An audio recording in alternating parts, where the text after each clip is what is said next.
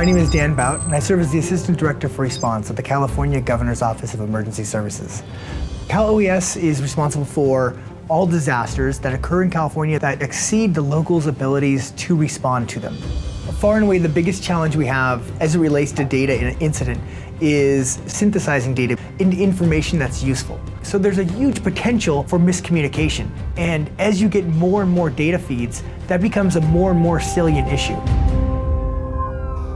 Here is the latest on the breaking news we're following out of Northern California. A strong earthquake. Parts of Napa got hit hard, hammered by this quake early this morning. One example. The Napa earthquake truly showed us the power of visualizing information. The ability that we had at that time to create flat maps in a not so speedy way kind of showed a gap that we had in our ability to really visualize the information and get it out in a fast manner.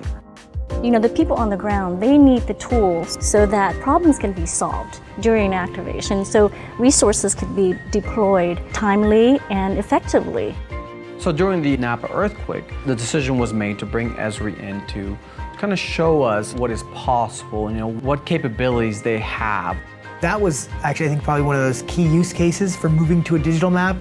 The ability to start seeing water leaks in real time and like, okay, when did that happen? 3 minutes ago. That is something that you couldn't do with a paper map. We went from, at best, 5% of online products to 95%.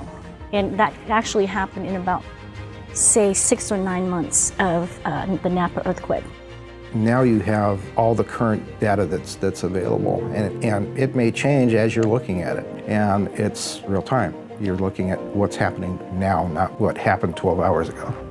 What they showed us that day during Napa earthquake was a story map. It's interactive. It allows us to take a look at the shake map, take a look at the shelters, take a look at whatever information that we're discussing. This allows us to be able to really give the decision makers what they need. GIS changed the way we do business. We now have the go-to products. We know that this is what we need to do as a requirement. So that would be part of our common operational picture. During the fires was the first time we really used the dashboards this year, and we were able to provide a visual of acreage, burn, current damage assessments. The dashboard provides that snapshot. It saves time. You know, instead of somebody stopping in the middle of an operation to brief someone, they can just walk in, look at the wall, and see exactly what they want to see.